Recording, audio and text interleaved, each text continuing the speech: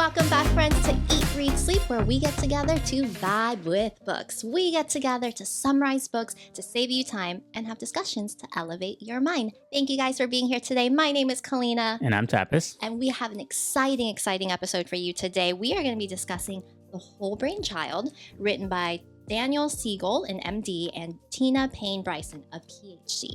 And this is arguably one of the best parenting books out there. I would have to agree. I'm glad we did review and read this book because, as you know, I am a very analytical person. I love studies, and I like data, and this is very much analytical and not just like the frou-frou, all feelings, no you mean data. Like me? Yes. So my moon readings, it was a full moon yesterday. Again, it means nothing to me. Yes. But we reviewed like Sapiens, Think Again. Those were books that I truly loved. And I know you were like, oh, this is too much data. So I will say, given that I am more of that, like you said, frou-frou side, more spiritual and feelings. I actually got a lot from this book, and I appreciate how it was written and tied together, even though it is analytical and data infused. Yes. Well, before we get into that, I wanted to talk. So for our listeners out there that can't see, Kalina's drinking this really interesting green drink here. What is that? Oh yes, this is something new that I've got. So I was drinking mud water. For those of you who have been following along, I don't drink caffeine or alcohol or any of that, and so I have been drinking mud water to kind of help my focus, and I switched over recently to something called Rise. I saw it on Instagram. It was super peer pressure. It kept like ad after ad after ad, so I was like, all right, I'll just purchase it. And it came in yesterday, and I really enjoy it. It's mushroom matcha. So it's again, I'm really Rise with a Y, so you already know that's interesting. But here's something interesting. So do you watch The Last of Us at all? No, I know everyone's been watching that. It's the best show on TV right now. No, right? I feel like it's scary. It's not scary. It's rated on one of the best games I've ever played, and as you know, I'm a big gamer. But I didn't know it was a game. Yeah, it's based on a game. So one of the interesting things, though, in that show, the whole zombie apocalypse thing starts because there's a fungus called cordyceps that usually affects ants and bugs and stuff like that, but ends up transmuting and is able to infect humans and spreads. Okay. The main ingredient in your mushroom matcha here is cordyceps. Shut up. So if you start feeling any kind of weird, feelings, it's just, if you start to feel like a zombie, just don't come here. I don't want to recreate The Last of Us here. It says cordyceps is meant for stamina. I mean, the zombies definitely have a lot of stamina, that's for sure. Oh my. Okay, so if I'm gonna turn into some kind of fungoid zombie, you know why. Cordyceps is number one. Oh, but there's lion's mane in here as well. Yeah, but cordyceps is number one. I am definitely not gonna try that. Just maybe give it a year after Last of Us is done. I might give it a try. But okay. All right, let's get back into the book. All right, so thank you for sitting with us here today for drinks and discussion. We hope you have your own beverage of choice as well while we go through this book. So let's do it. The Whole Brain Child. What does that mean even? So it means understanding the parts of the brain that are still developing, understanding which parts of the brain control what emotions, what kind of behaviors.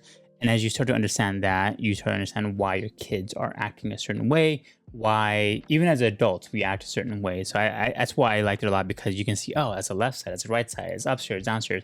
You can really start to see, it kind of explain why kids, have those tantrums, specific kind of tantrums.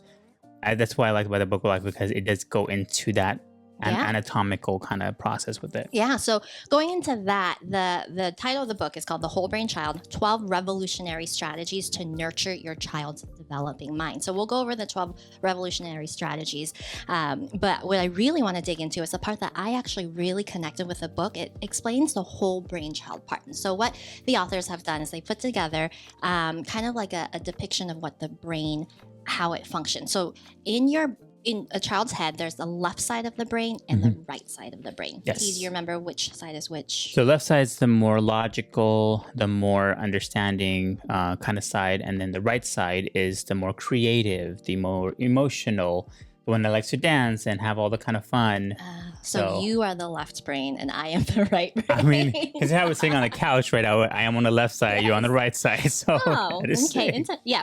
So, and I'm sure we all know with relationships and people in our lives, you can easily identify people who are probably a little bit more left or a little bit more Yes, right, right? for true. And the idea of this book is how do you bring it all together? Instead of being more left sided or right sided, how do you help balance the two sides of the brain so that you can fully function with your whole brain instead of Yes. just one side of your brain? And they paint really great pictures in here to help teach through this. So one example that the authors give is imagining a river. So you've got the left side of the bank and the right side of the bank, and you're flowing. And if you're flowing peacefully, then you're kind of in balance and harmony of both sides. But then when you crash to one side of the bank or the other, that's when you get stuck. That's when, you've got a rock hurting your boat or whatever, and you've got to figure out how to get back into the middle so you can keep flowing. Yes. So that's the idea of the left and the right side of the brain. There's also two other parts of the brain that this was brand new information to me, that it's called the upstairs brain and the downstairs brain. Yes. And the way the authors paint this is imagine a house. So you've got the downstairs floor, like a 2-story house. Your downstairs floor is the downstairs part of your brain. This is your basic primitive functioning brain. It's in charge of things like blinking and breathing and quick impulses, just your primitive features. And then you've got your upstairs brain. This is kind of like you've got skylights. Imagine like a really nice library. You're on the second floor, so you've got a higher perspective of things. It gives you kind of like a wisdom. What I learned from this, surprisingly, is that your brain doesn't fully develop until you're at the age of 25. Did you know that? I did not know that. 25. And that's the upstairs brain, right? That one's still under construction for a long time. Yeah. And until you're 25, it actually finishes. If the whole house is finished at that point. Yes. I mean, I would argue I'm still under construction. So I'm almost 40, but my brain will not probably argue is with not. that. I'm still developing, but So then it kind of gives you perspective for children. And it's this idea that like, hey, sometimes your kids are not fully aware, their perspectives aren't as high or wise as an adult per se, and it's because they're not fully developed until the age of 25. So we can't really expect them to know everything that we know. And then I think what helped me have much more empathy for my children after reading this is understanding that, hey, sometimes they can sneak upstairs for a little bit to check out the construction. They're playing upstairs for a little bit, but because it's under construction, because it's developing, they'll always have to go back downstairs because it's dusty, it's not finished up there. They go back downstairs. And what that helps me understand is sometimes my kids get it and sometimes they don't. And that's okay. And what I previously always thought was like, you knew this before. Why do you keep doing this? Or like, there was this one time you did it right. So because they knew it one time, they should always know it. And that's not the case. It's not. And I think that's really helped with my relationship with my daughter as well. Is it's helped me identify parts that I really need to work on with her, understand some of the tantrums that she'll throw. And I mean, my daughter's 6. And so, they're getting increasingly more, there's a lot more vocabulary happening. So she's able to express herself a lot more versus just throwing physical tantrums. She's also emotionally throwing a lot of tantrums that way too. And now I've been able to find, like with this book, like, hey, that's an upstairs, downstairs. And we'll go into that more later. But it's really helped me build that relationship with her too. And I think that was really important to see because, otherwise I used to just treat every tantrum as the same thing. Yeah. And I wouldn't know what to do any different. So knowing now you've got a left side and the right side of the brain, you've got your upstairs and your downstairs part of the brain, we know that we need to help our children regulate and be balanced on all of those parts. The other thing that is really neat is that it's the same concept for adults. Yes. So when you're parenting, you have to be aware and identify, am I parenting with my left side of the brain, or am I parenting with my right side, or am I right in the middle? So here's the thing, guys. When your child is reacting or expressing themselves from the right side of the brain, and that's the emotional side. So this is where we see a lot of and I'm generalizing more for toddlers and younger kids, more of those tantrums and outbursts and things like that. Usually those are more from the right side of the brain. If you come in as a parent, parenting from the left side of the brain with the logic and the explanations, it's never going to work, right? It's you have to help get to the right side of the brain, right? So think about that river. They're on the right side, you're on the left. You can't shout from the left and explain how they're going to get back into the middle. You actually have to get into the river, get to the right side, help them steer them towards the middle. Yeah. Once they're in the middle, then they're more receptive to logic and reasoning, explaining, and even disciplining. So Yes. what I like about this book is that they do talk through things like disciplining and helping your child know what's appropriate, what's right, and what's wrong, versus some of the more what would you say, like softer parenting books where it's more all about like, oh, it's okay, Yeah, it's you okay. kind of but not right. validate every single feeling they have, and even though you know you may want to correct it, Mhm. you shouldn't, because Yeah. otherwise you might become a quote unquote bad parent. Yeah, But so this is very well rounded in Yeah. that aspect. So helping speak the same brain language as your child, and then connecting with them that way. yeah, you kind of describe the first tactic, which they explain in the book, which is connect and redirect. So again, if they're having an outburst that's right-sided, of the right brain sided, Mhm. then you want to connect with them on the right side as well, from your end as well, versus coming in from the left side and having more logic. So we want to connect with them right to right, and then redirect them back into the river, into the middle. Yep. Which is the first tactic they use. And then the next tactic is name it to tame it. I like this one because name it to tame it is the idea of storytelling for Yes. children, right? So a lot of times when something bad happens, we tend to, I think as parents, generally we tend to either gloss over it or kind of say, oh, it's okay. Like say, let's, for example, your child fell, right? A lot of times before I would say, oh, you fell, it's okay. You're Mhm. fine. Be careful next time. Just get up. You're good. Right. And as a parent, you think that's good. You think you're teaching them to like toughen up and be okay and not cry about it and just move on. But this book teaches us that this method of what they call kind of dismiss and deny, Right. you're not validating their feelings, you're not letting them control the narrative, and so it becomes almost like a traumatic effect that they suppress Yes. with them throughout their lives. And so name it to tame it means you approach them and you say, oh, along the lines of like, you fell, then what happened? And you allow your child to tell you what happened, and through narration of their story, they start to also expose these emotions and feelings, and then ideally of what they actually need from you. Yeah. The next tactic they have after that is engage, don't enrage, which is essentially the upstairs brain, where you want to make sure you're engaging with your kids rather than just saying triggering words that will instantly kind of get them upset, which is like, I said so, because I said so. Yep. And I know I said that a lot of times. And when you do that, you kind of just completely take away anything that was bothering them before. Now they're just mad at you because you said, I said so. They Yeah. want to understand why they can't do a certain thing. They want to understand Yes. why the no is happening. So if you were able to engage with them and explain to them, this is why you can't do a certain thing, Yeah. they'll be able to understand it. Versus if you just say, I said so, and that's it, they'll just completely shut off and become more enraged. Yep. The next one is use it or lose it. And this is the idea that your muscle is a brain. So, or your brain is a muscle, excuse me, guys. So because it's a muscle, you got to practice it. You got to practice using your brain. You have to start asking your children questions like, what would you do in this situation? How do you think this person would feel? To teach them empathy, to teach them compassion. And it's just exercising different parts of the brain. Yep.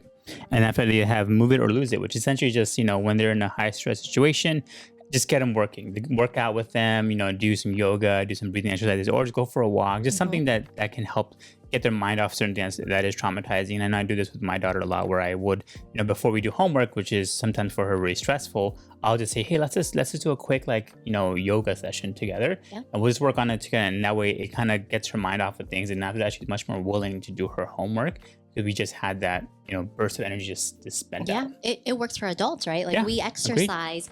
We know that exercise leads to endorphins releasing and feeling good and the happy hormones. But I don't think that parents generally apply that to children, because I don't think we want to force them to exercise Of course, or train or all of that. Of But course. the authors do share that even the simple act of smiling, right? That's moving a muscle in your body. It automatically makes you feel good. Yes. Yep. Then they have integrating memory, which is implicit. Actually, make the implicit explicit. What's that? So make your implicit, your internal feelings and thoughts explicit. So bring them to the surface, talk about them, identify them. And this is very similar to the one before, but it really helps prevent the concept of suppressed trauma. Yeah, like one of the tactics they say is use the remote of the mind. So essentially meaning that when a traumatic event happens, you kind of have your child recreate what happened. And if there is something that, that they don't want to talk about, you just, okay, let's just fast forward through that. Yes. But then you slowly come back to that traumatic part until they are able to talk through it. you're kind of making the implicit explicit. Like the remote control. Exactly. You're fast forwarding it. Yep. Pause, rewind. Yeah. I get it. We also have remember to remember. So Mhm. this is kind of like using your brain as a muscle. It's just having exercises for your kids to remember things, Mhm. practice recalling important events. When you're in the car, you're driving or whatever, talk about things that have happened in the past, and that helps them be able to draw up all of these memories and thoughts and feelings that come with it. And then the next part is the integrating the many parts of myself. So this is the wheel of awareness. What's the wheel of awareness? Okay, so the wheel of awareness is kind of like the ability to control. So it Yes. helps your children identify where they want to focus their attention, and then they can gain more control of over how they feel about a certain situation, about a certain instance that they're going through. Yeah. One of the things I liked in this one is the SIFT method, which is, helping the kids pay attention to the situations, the images, feelings, and thoughts within them, which I think helps. And then that's why I like about the book a lot is that it's not just about helping kids with tantrums and understanding the kids and trying to control how they feel and calm them down. It's also about creating good humans and trying to make them much more self-aware about themselves. And this is the part of the book that I really got interested in, because I was like, oh, okay, so this is not just a parenting book on controlling them and trying to help them get calmed down and stuff like that. It's more about like, okay, let's just build from here. Now that they're able to control their emotions, let's keep going with that. I appreciate that. Yeah, I think one of the common themes I'm realizing is the books that you and I, Tapas, we gravitate more towards are the books that have that concept where Yes. it's self-improvement, but then also the last part of it is how do you turn that around and actually improve the world, Yes. essentially those around you, your community, the people that you work with. It reminds me of Adam Grant's book, Think Again, right? And also, what's the other one? 7 Habits of Highly Effective People. Mhm. That's all about self-improvement, but not just that. It's let's make the world a better place with what we know. Yes. The other two strategies under this whole part of Wheel of Awareness is let the clouds of emotion roll by. Mhm. I think this is really helpful for me because you guys, I had a mental breakdown yesterday and Tapas actually like reminded me like, hey,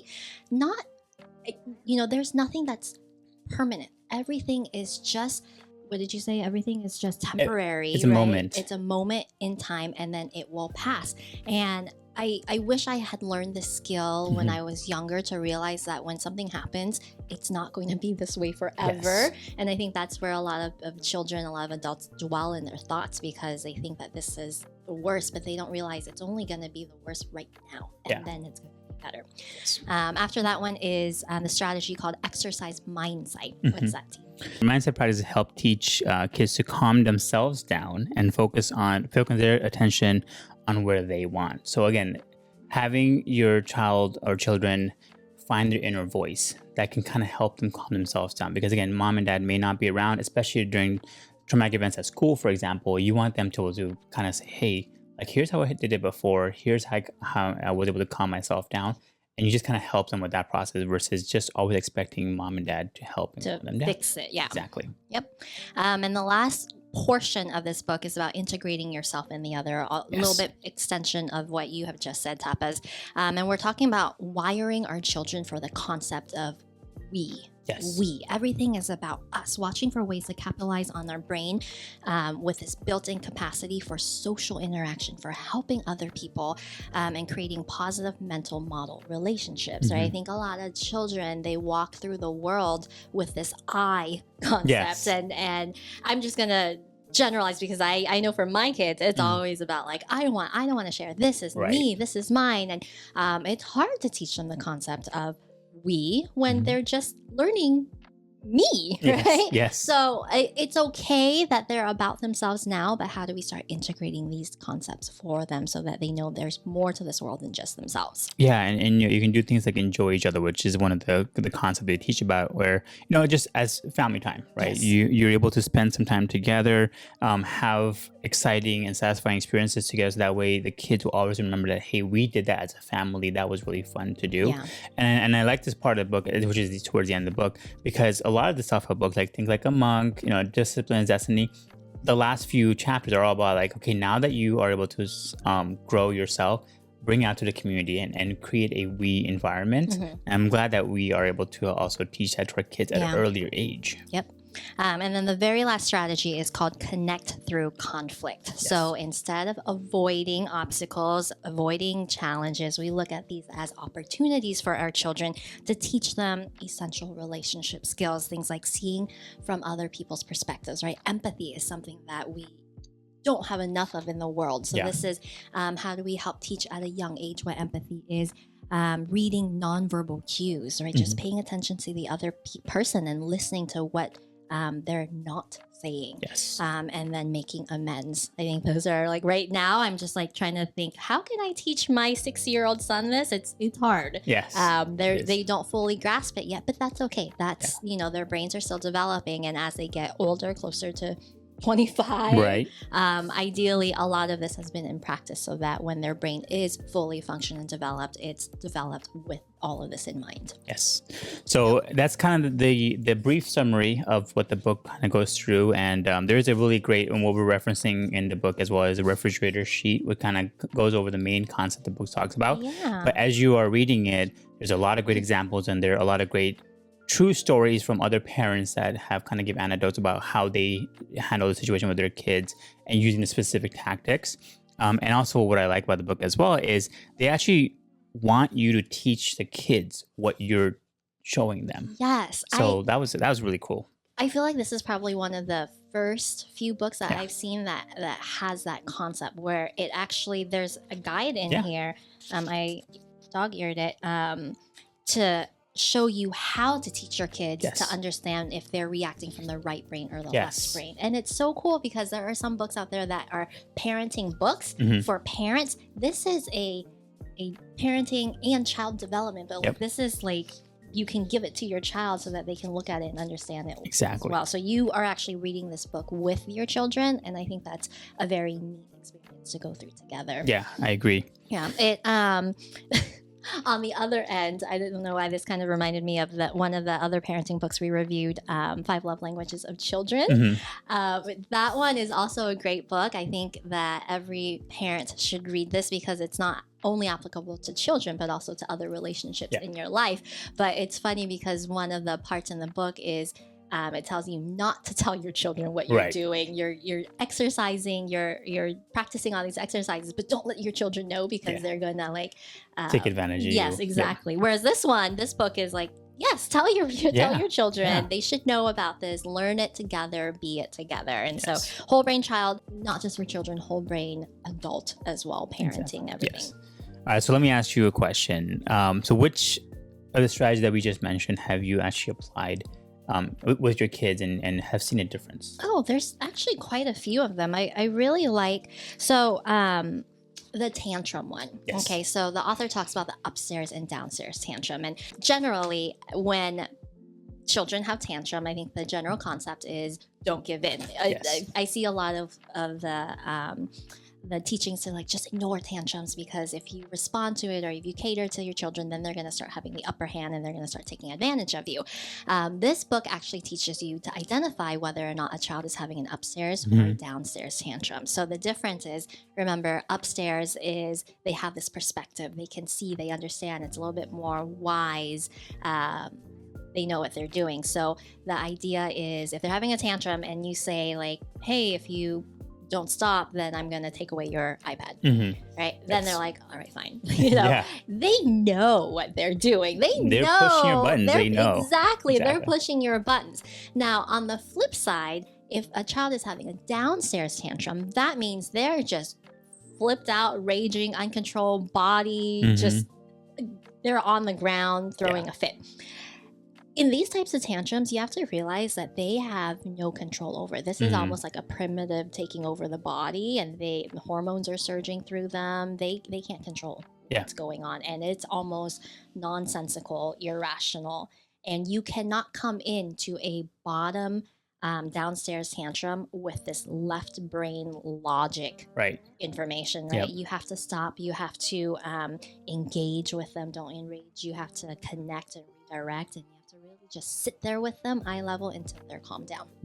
Once they're calmed, then they're kind of back into that middle of the river floating. Then you can bring in the left side and the logic and explain why their actions were appropriate or inappropriate, or what consequences you guys can negotiate together, or talk through like how can we prevent this from Yeah. happening in the future. What I noticed with my daughter is a lot of the earlier tantrums she had when she was younger was definitely downstairs, right? Where Mhm. she's just so upset about something, and I just need to I need to be present, and as well as my wife, like we just need to be present to help her and calm her down. And I know in the past, I definitely would have been like, I'm like, oh, just stop. I'm going to take away the iPad. And it would just make her even more upset, which is the Yes. engage and don't enrage.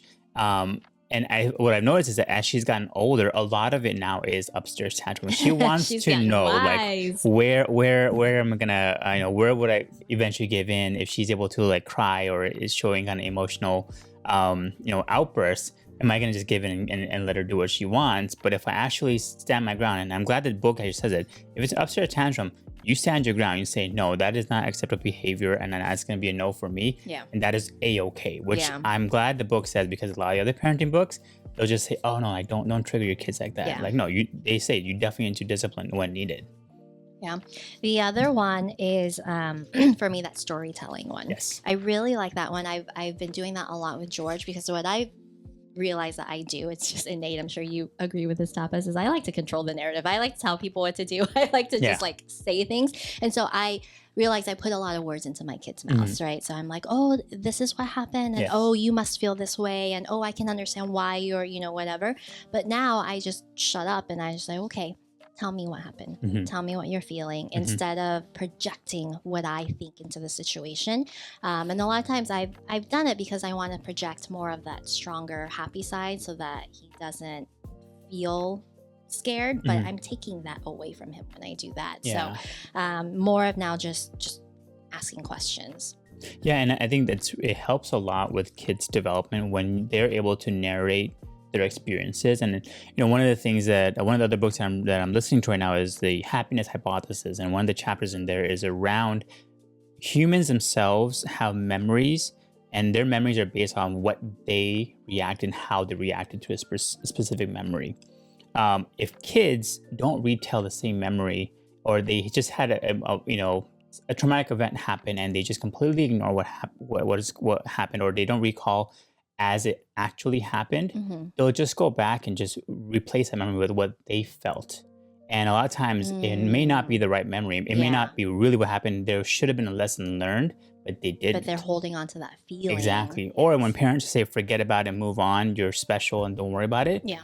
And again, that would be the memory. Well, I had no learning because I was told that's okay. It's not my fault. Yeah. You want them to be able to relive that memory and explain it, and then they may find out they were not in the wrong, or they may find out that was a wrong thing for me to do. So I'm also realizing as I'm asking more questions with George is that it's actually an underlining issue that he's thinking about. So he could be complaining or being upset about not doing homework, but there's actually something else under that's making him upset and has nothing to do with homework. Right. And I wouldn't have gotten that if I had just, focus on the homework and I was the one telling the narrative of the story, not letting him talk. So, and I think the hard part realizing through all of this is that it takes time to have these types of conversations. It takes time, it takes patience.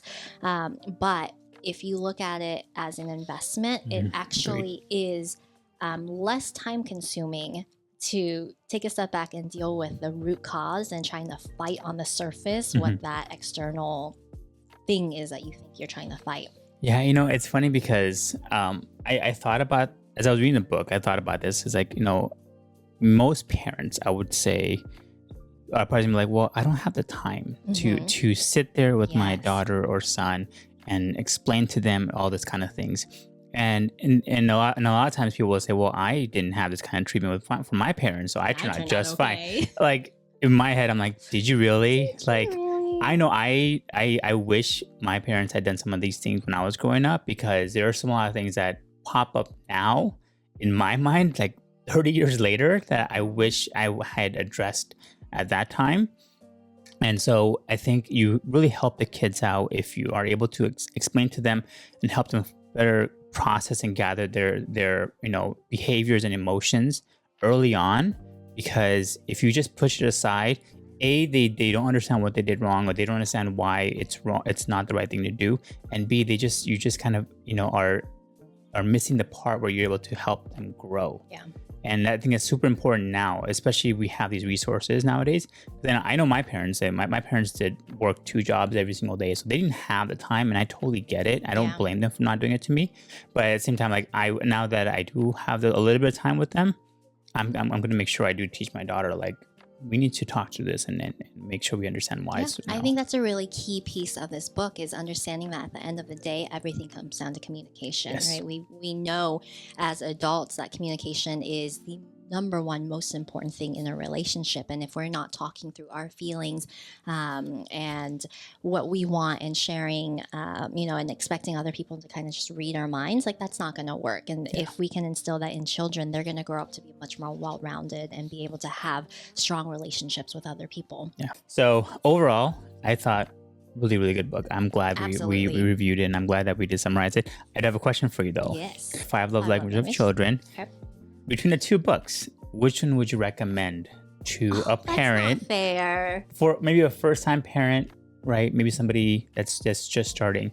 Which one would you recommend? And I really like the other book too. Okay, first time, I will say this book because I think you have to have this as a foundation before you even get to the different love languages. This helps you understand your child's brain.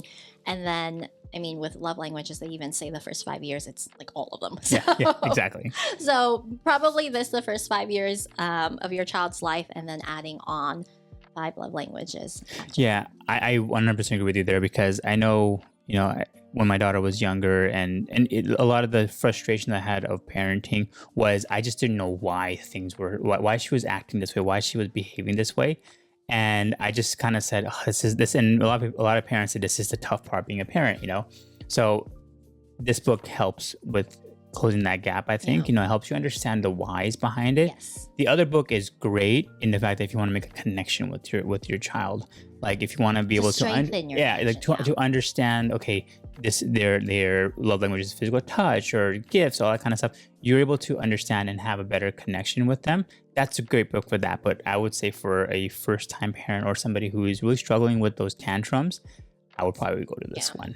And I know you guys, we have said tantrums a lot of time as an example, but that's not what this book is solely on. It's not just to help with tantrums. It's just how to help support your child through all of their needs as they're growing up. Okay, so I have a question for you. Yes. Which of these 12 revolutionary strategies is hard for you or that you are working on right now? Let the clouds of emotion roll by. So, I struggle with it because, and I think I've been applying it more recently, and so I told you the same thing. Like, it is important to have the kids understand that when they're feeling anger, it's a temporary emotion. You're gonna get through it, and it's gonna pass. It cannot be a constant state that you're gonna be in a form of stress or anger, or even happiness could come in waves. And it's hard to explain to a child because I myself struggle with it. So I would say I need to especially when I'm teaching math. Yeah, exactly. When I'm teaching math, I'm just like, dear God, it's 4 plus 3 is 7. And every single time I ask you, it's 7, 9, or 13. Like, she just jumps all over the place. I'm like, where are you going with this? But I would say that's one, because I'm still struggling with that, because I tend to get into a groove where, I always think, okay, if I'm sad or depressed, I'm just going to stay in that mindset for a while. I need to teach myself first that it's a cloud, it's going to move, it's going to pass, and then the other one may be happiness. So first teach myself, and then I can help my daughter. Yep. I would say for me, it's under the integrating self and other. It's enjoy each other. And I don't know, I hope I'm not the only one, but sometimes I feel like with work, with personal stuff, when I come home, it's so hard to be fully present for my child. And I want to be so much, but sometimes I'm either too tired or preoccupied, and just to be present, that's probably the hardest thing for me to do. So what we've been doing is implementing things like Friday family movie nights, right?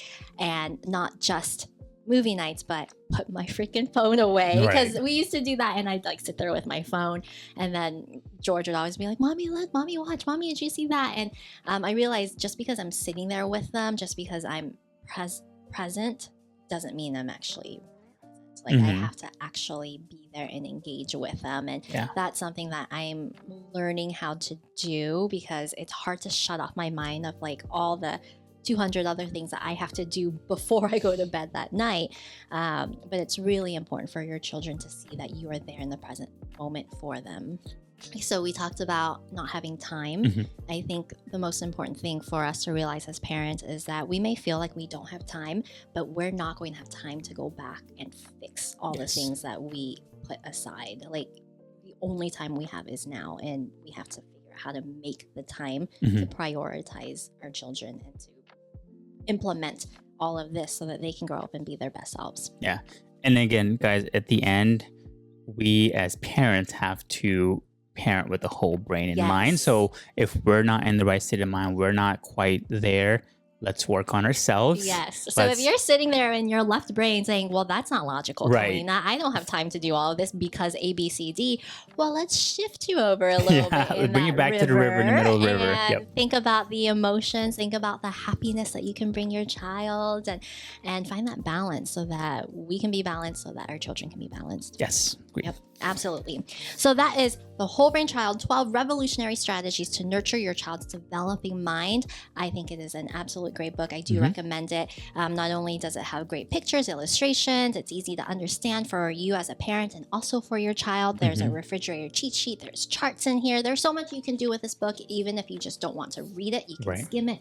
It's very, very useful. Put together, very simple and smart.